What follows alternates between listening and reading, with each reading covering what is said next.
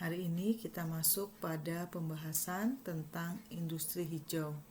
Industri hijau adalah suatu penghargaan yang diberikan kepada industri oleh Kementerian Perindustrian.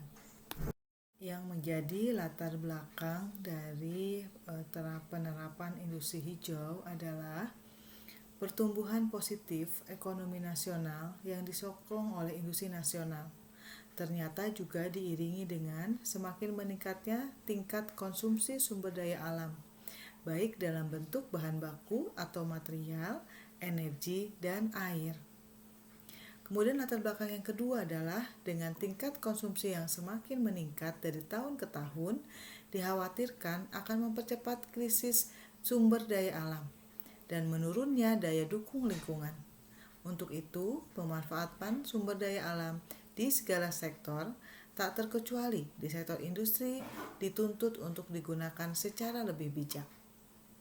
Serta komitmen pemerintah Indonesia dalam menurunkan emisi gas rumah kaca, sebagaimana telah disampaikan oleh Presiden dalam pertemuan konferensi tingkat tinggi KTT Iklim di Paris bulan Desember 2015. Setelah kita mengetahui latar belakang dari diberikannya penghargaan industri hijau, kita akan lihat dasar hukum dari penghargaan industri hijau, yaitu Peraturan Menteri Perindustrian Republik Indonesia Nomor 18 Tahun 2016 tentang penghargaan industri hijau. Bila kita lihat peraturan Menteri Perindustrian, kita akan lihat beberapa definisi yang menyangkut dari penghargaan industri hijau. Yang pertama dijelaskan bahwa penghargaan industri hijau adalah program pemberian penghargaan kepada perusahaan industri yang telah menerapkan prinsip industri hijau dalam proses produksinya. Di sini disebut perusahaan industri terbagi menjadi industri besar, industri menengah, dan industri kecil. Yang kedua, perusahaan industri adalah setiap orang yang melakukan kegiatan di bidang usaha industri yang berkedudukan di Indonesia. Artinya, penghargaan ini hanya berlaku untuk perusahaan atau industri yang ada di Indonesia. Yang ketiga, industri hijau adalah industri yang dalam proses produksinya mengutamakan upaya efisiensi dan efektivitas penggunaan sumber daya secara berkelanjutan, sehingga mampu menyelaraskan pembangunan industri dengan kelestarian fungsi lingkungan hidup serta dapat memberikan manfaat bagi masyarakat. Adapun tujuan dari program penghargaan industri hijau adalah memberikan motivasi kepada perusahaan industri untuk menerapkan prinsip industri hijau. Saya akan mengajak saudara untuk melihat keterkaitan kegiatan Pusat Industri Hijau dengan prioritas nasional di tahun 2021. Di mana prioritas nasional atau kita sebut PN terdiri dari ada 7 prioritas nasional yang akan disampaikan di sini. Yang pertama adalah memperkuat ketahanan ekonomi untuk pertumbuhan kualitas dan berkeadilan. Yang kedua, mengembangkan wilayah untuk mengurangi kesenjangan dan menjamin pemerataan. Yang ketiga, meningkatkan sumber daya manusia berkualitas dan berdaya saing. Nah, ini adalah sebetulnya tugas dari Politeknik STT Bandung, dalam hal ini di bawah pembinaan BPSDMI. Tapi kita tidak bicara untuk prioritas yang ketiga. Kita akan selanjutnya membicarakan prioritas yang keempat, revolusi mental dan pembangunan kebudayaan. Prioritas nasional kelima, memperkuat infrastruktur untuk mendukung pengembangan ekonomi dan pelayanan dasar. Nah, ini yang prioritas keenam yang berhubungan dengan industri hijau, yaitu membangun lingkungan hidup, meningkatkan ketahanan bencana, dan perubahan iklim. Sedangkan prioritas nasional ketujuh, memperkuat stabilitas Polhukam dan transformasi pelayanan publik. Prioritas nasional yang keenam yaitu membangun lingkungan hidup, meningkatkan ketahanan bencana dan perubahan iklim, diturunkan menjadi 3 program prioritas. Yang pertama adalah peningkatan kualitas lingkungan hidup. Seperti saudara pahami pada materi sebelumnya, di mana peningkatan kualitas lingkungan hidup atau mutu dan lingkungan hidup dapat kita bangun dari pembenahan industri, kemudian pelaksanaan atau pengurangan pencemaran, kemudian bagaimana mengatur pengelolaan hutan dan sebagainya. Itu adalah salah satu atau beberapa program prioritas yang masuk dalam peningkatan kualitas lingkungan hidup. Kemudian program prioritas yang kedua adalah peningkatan ketahanan bencana dan iklim. Dan yang ketiga, prioritas yang berkaitan dengan Kementerian Perindustrian adalah pembangunan rendah karbon. Pembangunan rendah karbon ini tidak hanya berlaku untuk industri, tetapi berlaku juga untuk sektor transportasi. Pada Kementerian Perindustrian, di bawah badan BSKJI sekarang, kalau dulu BPPI, ada Pusat Industri Hijau, di mana kegiatan prioritas nasional pada Pusat Industri Hijau tahun 2021 adalah pengembangan industri hijau melalui penanganan masalah limbah B3 sektor industri, penanganan masalah limbah B3 dan sirkular ekonomi. Kemudian yang menjadi prioritas juga adalah perluasan penerapan standar industri hijau. Perusahaan industri menengah besar yang tersertifikasi SIH atau sertifikasi industri hijau. Dari slide sebelumnya, saudara sudah dikenalkan dengan istilah sirkular ekonomi. Sekarang saya akan masuk kepada ini adalah penjelasan Bappenas ya, yang akan membahas tentang amanat sirkular ekonomi dalam kebijakan pembangunan industri nasional. Di mana acuannya adalah Undang-Undang Nomor 3 Tahun 2014 tentang perindustrian pada pasal 77 sampai pasal 83. Industri yang dalam proses produksi yang mengutamakan upaya efisiensi dan efektivitas penggunaan sumber daya secara berkelanjutan sehingga mampu menyelaraskan pembangunan industri dengan kelestarian fungsi lingkungan hidup serta dapat memberikan manfaat bagi masyarakat. Nah, kata dari upaya efisiensi dan efektivitas penggunaan sumber daya itu sudah berkali-kali kita bahas. Efisiensi juga dalam proses produksi maupun dalam penggunaan energi, yang mana energi merupakan bagian dari sumber daya alam. Nah, bagaimana pengelolaan sumber daya alam yang berkelanjutan juga harus menyelaraskan dengan pembangunan industri untuk kelestarian fungsi lingkungan hidup. Semoga saudara masih ingat beberapa contoh, misalnya bagaimana pengelolaan batu bara, penggunaan batu bara, atau mungkin penggunaan bahan bakar minyak. Nah, juga dengan dimensi teknologi misalnya coba dicari atau coba dibangun penemuan-penemuan bahan bakar yang lebih ramah lingkungan. Nah, itu adalah tujuannya untuk kelestarian dari fungsi lingkungan hidup untuk memberi manfaat bagi masyarakat. Saudara masih ingat 3 dimensi yang mempengaruhi pembangunan berkelanjutan? Nah, kita sekarang juga akan membicarakan pembangunan industri manufaktur yang berkelanjutan. Sama dimensinya, yaitu dimensi ekonomi, dimensi sosial, dan dimensi lingkungan. Nah, untuk dimensi ekonomi, pemerintah telah melakukan beberapa kegiatan atau beberapa hal. Misalnya, telah memfasilitasi aglomerasi industri dan pembentukan klaster industri.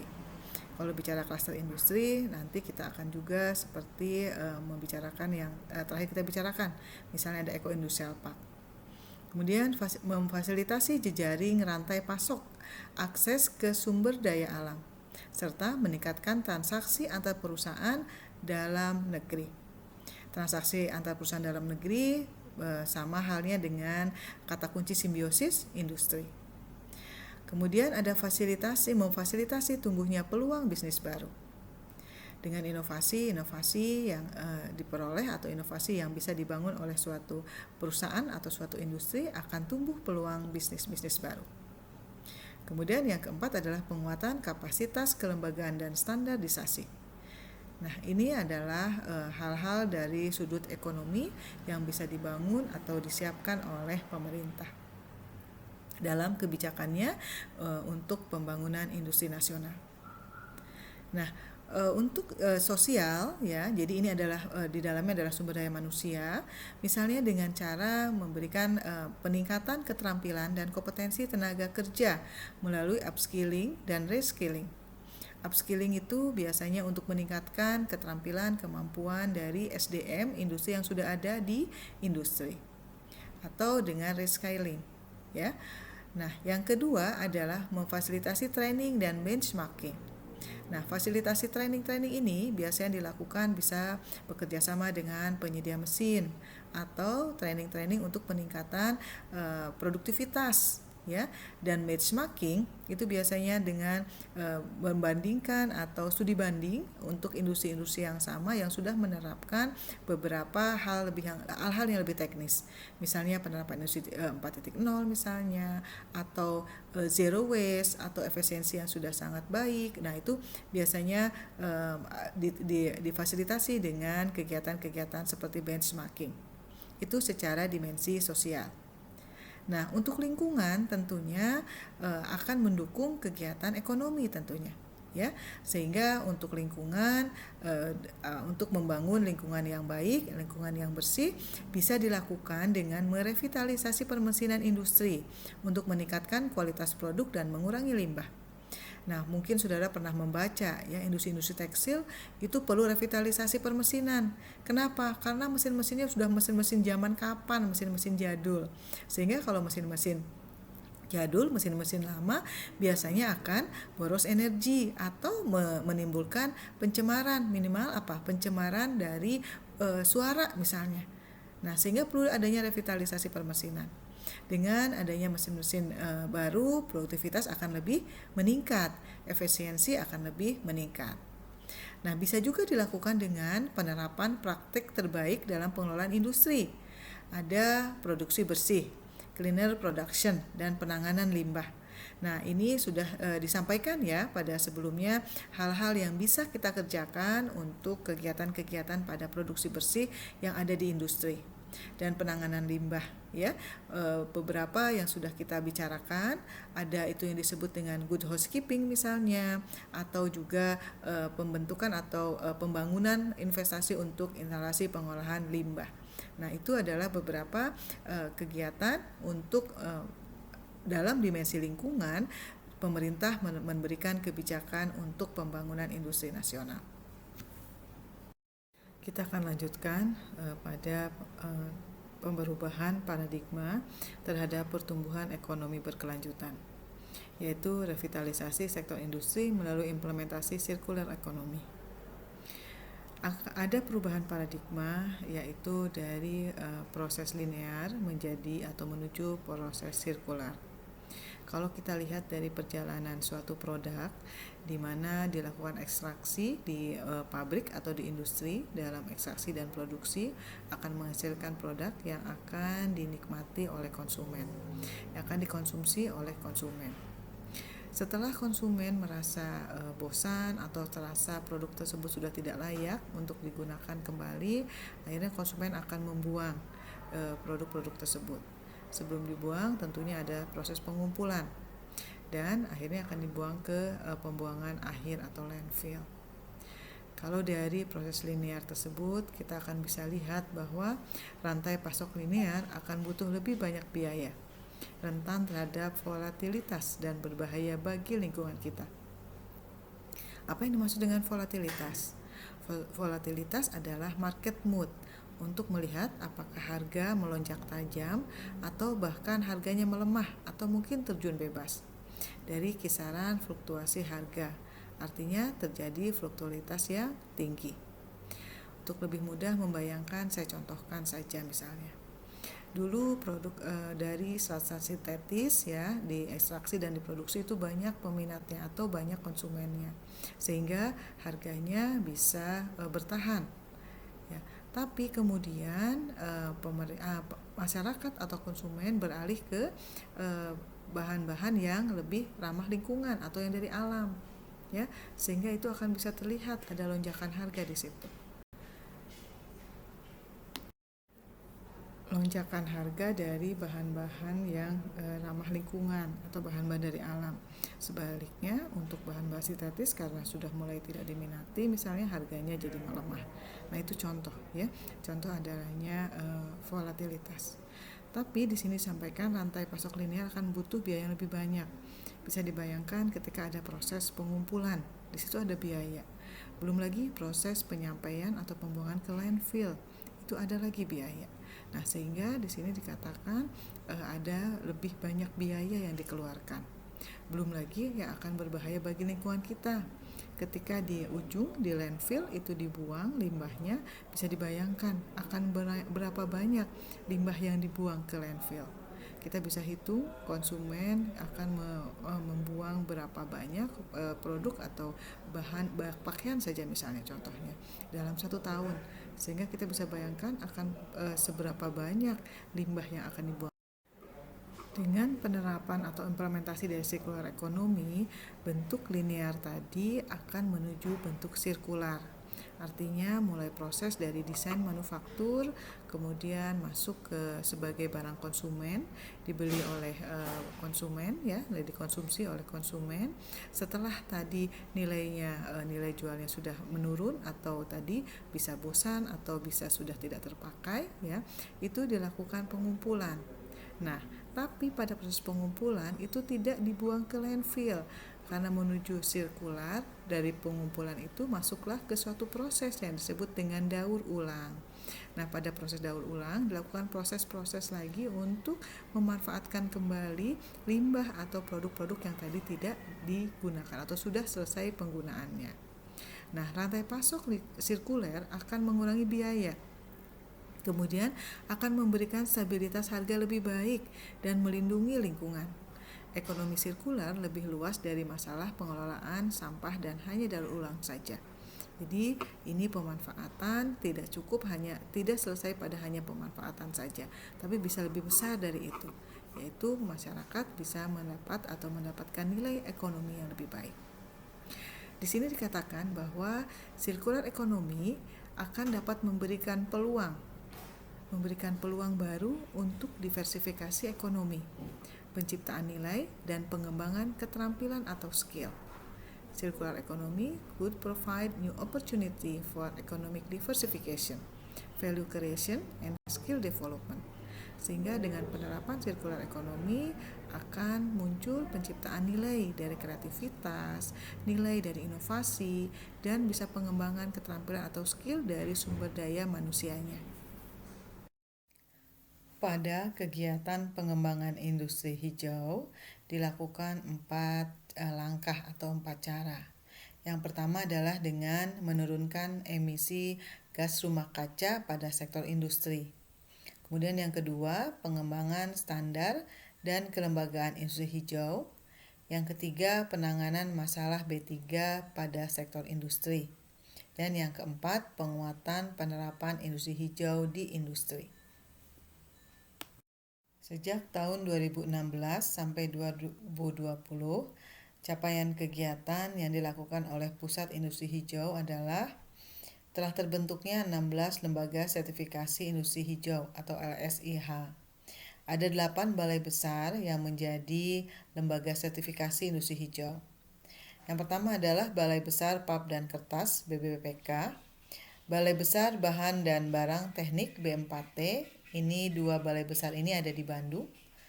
Balai Besar Teknologi Pencegahan dan Pencemaran Industri BBTPPI, ini ada di Semarang. Balai Besar Kulit, Karet, dan Plastik atau BBKKP, ini ada di Jogja. Balai Besar Tekstil, tetangga kita. Balai Besar Keramik, juga tetangga kita. Balai Besar Industri Agro BBIA di Bogor, dan Balai Besar Kerajinan dan Batik BBKB di Yogyakarta. Kemudian yang ke-9 adalah Balai Sertifikasi Industri Jakarta. Kemudian yang ke-10 Barisan Industri di Palembang.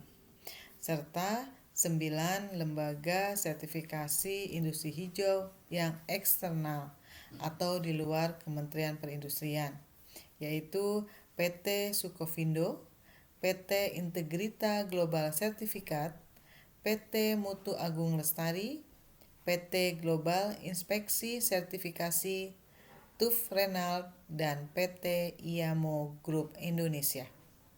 Ini semua saya ambil sumbernya dari Peraturan Menteri Perindustrian Nomor 14 Tahun 2020 tentang Lembaga Sertifikasi Industri Hijau.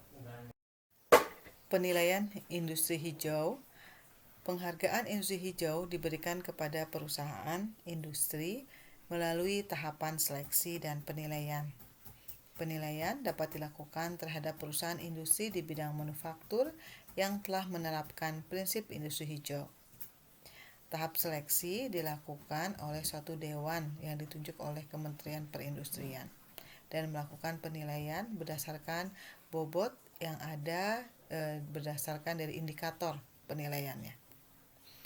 Perusahaan industri dikelompokkan ke dalam 3 kategori, yaitu kategori industri besar, kategori industri menengah, dan kategori industri kecil. Apa persyaratan suatu industri masuk ke dalam salah satu kategori, kita akan bahas pada slide berikutnya. Ketentuan dan tata cara penilaian penghargaan industri hijau diatur lebih lanjut dengan Peraturan Kepala Badan Penelitian dan Pengembangan Industri. Ini istilah lama, istilah baru adalah Kepala BSKJI, Kementerian Perindustrian. Ini adalah tabel besaran jumlah tenaga kerja dan nilai investasi untuk klasifikasi usaha industri. Untuk industri kecil, tenaga kerjanya antara 1 sampai 19 orang. Dan industri kecil nilai investasinya di bawah 1 miliar. Sedangkan untuk industri menengah, tenaga kerjanya lebih dari 20 orang, lebih atau sama dengan 20 orang. Kemudian nilai investasinya untuk industri menengah adalah 1 miliar sampai dengan 15 miliar. Sedangkan untuk industri besar, jumlah tenaga kerjanya lebih besar dan sama dengan 20, sedangkan investasinya lebih dari 15 miliar. Sehingga ketika dilakukan penilaian berdasarkan kategori dari industri, ini yang menjadi pegangan atau ini menjadi acuan untuk mengelompokkan industri kecil, menengah, dan industri besar. Resume dari aspek penilaian. Saya sampaikan resumenya saja karena aspek penilaiannya sangat banyak. Untuk industri besar, aspek penilaian terdiri dari proses produksi yang meliputi program efisiensi produksi, material input, energi, air, teknologi proses, sumber daya manusia, dan lingkungan kerja di ruang proses produksi. Program efisiensi produksi, misalnya perusahaan tersebut sudah mencapai efisiensi produksi lebih dari 70%. Artinya bobot nilai atau skor dari proses produksi yang meliputi efisiensi energi mendapat bobot 4. Kalau efisiensi produksinya kurang dari 70%, itu akan mendapatkan bobot yang lebih kecil. Begitu juga untuk material input. Material input, material apa yang digunakan? Apakah berupa material yang ramah lingkungan atau mungkin bahkan mengelola limbah? Nah, itu akan punya skor atau bobot tersendiri. Untuk energi juga akan dinilai penggunaan energi. Energi yang digunakan apakah energi B3 misalnya, energi batu bara misalnya yang mengandung limbah B3, atau energi-energi lain yang lebih ramah lingkungan. Untuk air juga bagaimana industri tersebut pengelolaan airnya. Teknologi proses akan dilihat jenis mesin, kemudian proses-proses yang dilakukan, apakah sudah menerapkan reuse, recycle, atau reduce. Kemudian untuk sumber daya manusia juga akan dilihat, akan dinilai seberapa besar efektivitas penggunaan sumber daya manusia. Lingkungan kerja dan di ruang proses produksi yang akan diperhatikan adalah misalnya lingkungan, kemudian juga cakupan sumber cahaya, kemudian apakah ada kebisingan. Nah, beberapa hal yang menyangkut juga kesehatan dan keselamatan kerja. Nilai-nilai itu, aspek-aspek penilaian itu masuk ke dalam kategori proses produksi. Yang kedua adalah kinerja pengelolaan limbah atau emisi, meliputi program penurunan emisi gas rumah kaca, pemenuhan baku mutu lingkungan, dan sarana pengelolaan limbah atau emisi. Nah, kinerja pengelolaan limbah di sini jelas apakah industri tersebut atau perusahaan tersebut sudah peduli atau sudah berkomitmen pimpinan perusahaan tersebut untuk mengikuti program penurunan emisi gas rumah kaca. Begitu juga untuk pemenuhan baku mutu lingkungan. Nah, baku mutu lingkungan pastinya bisa dicek atau diuji kadar-kadar yang kadar-kadar kimiawi, COD, BOD yang memang bisa boleh dibuang ke badan sungai. Kemudian ada sarana pengelolaan limbah dan emisi, apakah sudah memiliki instalasi pengolahan limbah ataukah juga sudah memiliki beberapa peralatan-peralatan untuk mengurangi nilai-nilai yang diakibatkan oleh emisi atau gas buang. Yang ketiga adalah manajemen perusahaan, meliputi standar operasional, corporate social responsibility atau CSR, penghargaan dan kesehatan karyawan. Nah, pada penilaian manajemen perusahaan ini akan dinilai komitmen pada pimpinan perusahaan atau manajemen di perusahaan. Bagaimana komitmennya untuk mengelola industri tersebut? Apakah sudah disiapkan atau sudah diterapkan standar operasional prosedur sehingga semua proses produksinya ada acuan. Jadi baik untuk tingkat paling atas sampai pada tingkat rendah atau operator. Kemudian bagaimana gerakan corporate social responsibility-nya atau CSR? Apakah perusahaan tersebut sudah banyak memberikan bantuan-bantuan CSR untuk masyarakat sekitar? Misalnya CSR ini seperti yang kemarin saya jelaskan tentang eksternalitas dan internalisasi. Di situ misalnya penyediaan penyediaan balai kesehatan atau penyediaan air bersih seperti itu. Apakah bentuk-bentuk itu adalah bentuk CSR, termasuk misalnya memberikan atau mendirikan sekolah untuk memberikan pendidikan pada masyarakat sekitar. Kemudian berapa banyak penghargaan yang sudah diperoleh oleh perusahaan tersebut, dan penghargaan-penghargaan pada bidang apa saja. Apakah juga sudah menerima penghargaan dalam bidang pengelolaan lingkungan. Dan yang tidak kalah penting adalah penilaian akan kesehatan keselamatan karyawan, di mana apakah K3 ini sudah diterapkan. Kemudian ada catatan kecelakaan kerja yang terjadi. Nah, seharusnya tidak terjadi kecelakaan kerja di tempat kerja, karena itu akan mempengaruhi dari nilai kesehatan karyawan. Nah, bentuk kesehatan karyawan juga akan dinilai fasilitas apa saja yang sudah diberikan oleh perusahaan tersebut untuk kesehatan karyawan. Termasuk di dalamnya adalah tempat kerja, ergonomi dari tempat kerja maupun kondisi dari tempat kerja untuk kesehatan karyawan. Nah, ini adalah 3 hal yang menjadi penilaian dari penghargaan industri hijau: proses produksi, kinerja pengelolaan limbah dan emisi, serta manajemen perusahaan. Sekarang penilaian untuk industri menengah. Sama aspek penilaiannya: proses produksi, kinerja limbah dan emisi, dan manajemen perusahaan. Aspeknya juga program-program meliputi program efisiensi produksi, sama penggunaan material input, energi, air, teknologi proses, sumber daya manusia, dan lingkungan kerja di ruang proses produksi. Yang membedakan adalah indikator penilaiannya. Indikator penilaiannya tentu lebih rendah atau lebih ringan daripada yang diterapkan di industri besar. Kemudian yang kedua adalah kinerja pengelolaan limbah dan emisi. Juga sama bagaimana industri tersebut peduli atau mengikuti program penurunan emisi gas rumah kaca, pemenuhan baku mutu lingkungan, dan sarana pengelolaan limbah atau emisi. Yang ketiga, manajemen perusahaan, juga bagaimana industri tersebut sudah menerapkan standar operasional, lalu apa yang sudah dikerjakan dengan CSR-nya, dan penghargaan apa saja yang sudah didapatkan, serta kesehatan karyawan. Kesehatan karyawan juga dapat dinilai fasilitas yang diberikan. Misalnya ada fasilitas kesehatan atau fasilitas balai pengobatan maupun pemberian vitamin misalnya untuk para karyawannya. Sedangkan untuk industri kecil, penilaiannya sama juga, ada 3 aspek tapi lebih sederhana. Misalnya untuk proses produksi meliputi program efisiensi produksi, kemudian penggunaan material input, energi, air, teknologi proses, dan sumber daya manusia.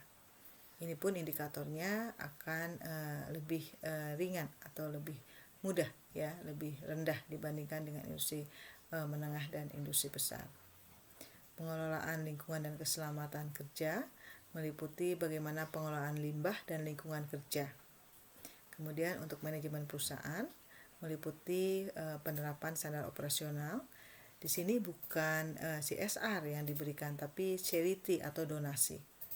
Donasi yang sudah diberikan oleh industri kecil kemana saja dan untuk kepentingan apa saja. Kemudian penghargaan sama, berapa banyak atau penghargaan apa saja yang sudah diterima oleh industri tersebut. Dan kesehatan karyawan. Bagaimana industri kecil ini memperhatikan kesehatan karyawannya. Khusus untuk industri skala kecil didorong untuk membuat pencatatan terhadap penerapan efisiensi produksi yang dilakukan, baik berupa material input, energi maupun air.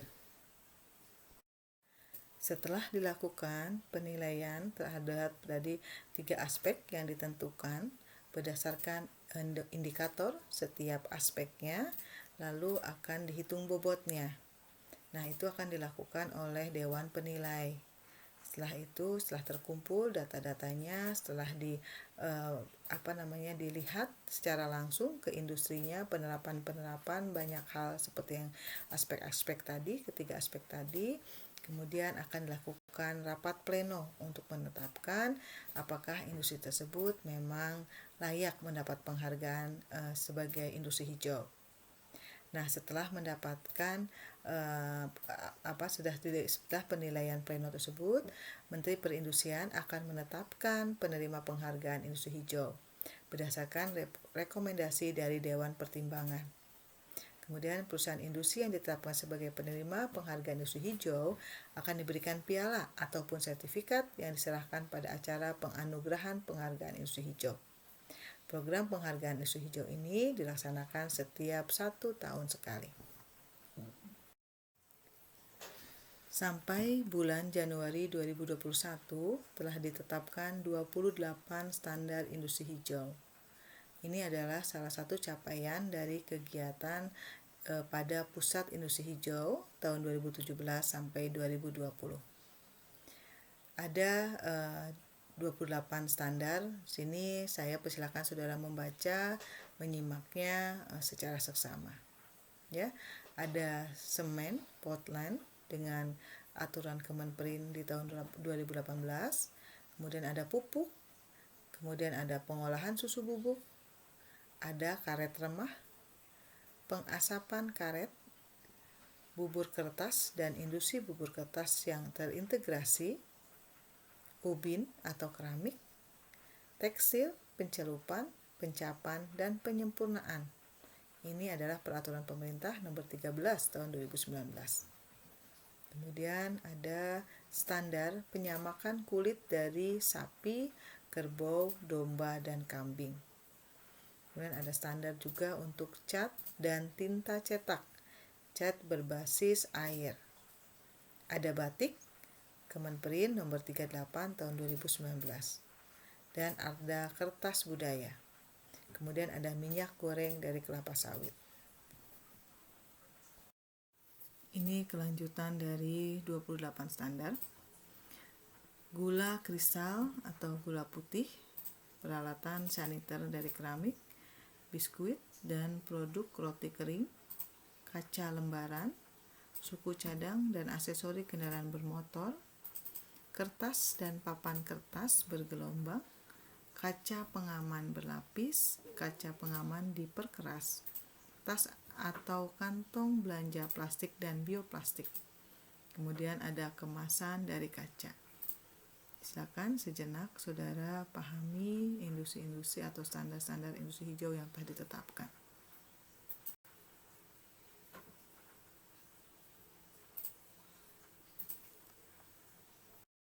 Ini adalah 5 standar sisa dari 23 yang tadi sudah disebutkan. Perlengkapan rumah tangga dari keramik, industri cat berbasis pelarut organik, pengolahan kopi instan, air mineral, dan pupuk nitrogen, fosfor, dan kalium padat. Silakan saudara telaah 5 dari 28 standar industri hijau.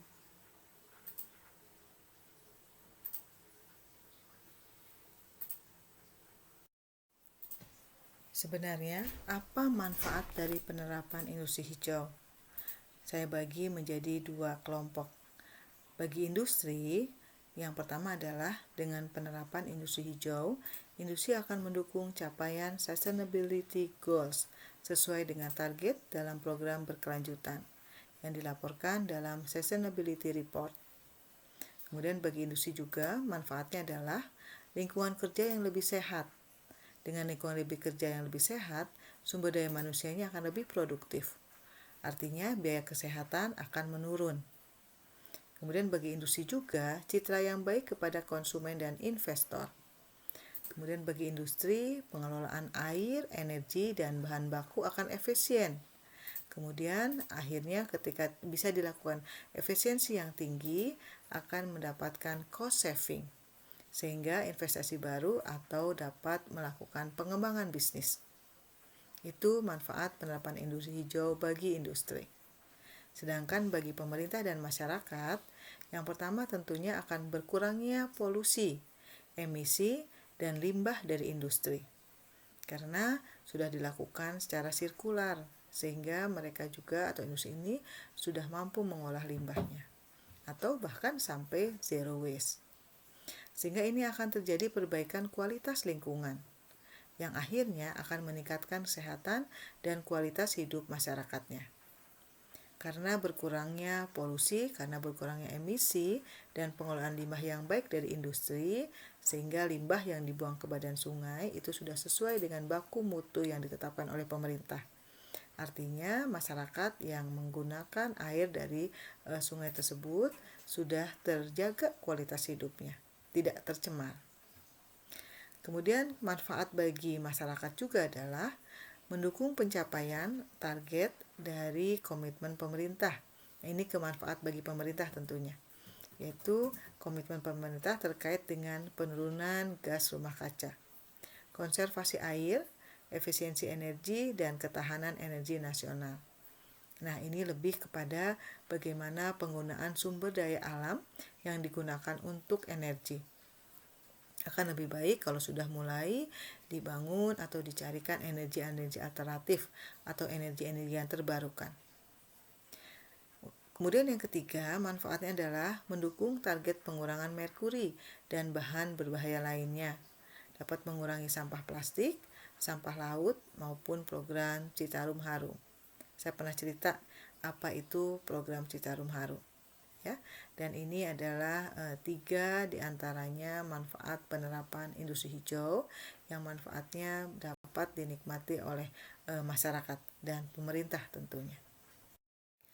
Nah, ini adalah capaian kegiatan dari Pusat Industri Hijau di tahun 2017 sampai 2070, yaitu telah ditetapkannya 37 perusahaan industri yang tersertifikasi industri hijau. Ini berdasarkan tadi aspek-aspek penilaian yang resumenya sudah saya sampaikan di depan. Sebelumnya, di tahun 2010 sampai 2019, terdapat 895 perusahaan industri yang mendapatkan penghargaan industri hijau. Jadi ada yang mendapatkan penghargaan, ada yang sudah tersertifikasi industri hijau. Dan penghematan energi pada implementasi industri hijau di tahun 2019 mencapai 3,5 triliun. Dan penghematan air pada implementasi industri hijau di tahun 2019 ekuivalen dengan nilai 228,9 miliar. Kalau saudara ingat ketika saya menyampaikan tentang Eco-Industrial Park, di mana ada video cuplikan tentang penerapan Eco-Industrial Park di Vietnam. Nah, di situ juga disampaikan beberapa saving yang bisa dilakukan oleh pemerintah. Baik itu dalam saving finansial atau keuangan maupun saving energi, air maupun energi, bahkan untuk pengurangan pencemaran. Baik, selesai sudah pemaparan tentang industri hijau, di mana industri hijau adalah suatu penghargaan yang diberikan oleh Kementerian Perindustrian. Kalau saudara ingin cari tahu di mana Kementerian Perindustrian, saya cantumkan alamat, telepon, email maupun websitenya. Websitenya mungkin ada perubahan ya, karena ada perubahan nama dari eselon 1 yang membawahi tentang Pusat Industri Hijau. Saya rasa itu adalah penjelasan tentang industri hijau. Kita buka untuk diskusi. Saya persilahkan. Baik, terima kasih. Kita tutup materi pada hari ini. Semoga sudah dapat menangkap apa yang dimaksud dengan industri hijau. Kita akan bertemu di lain kesempatan. Terima kasih.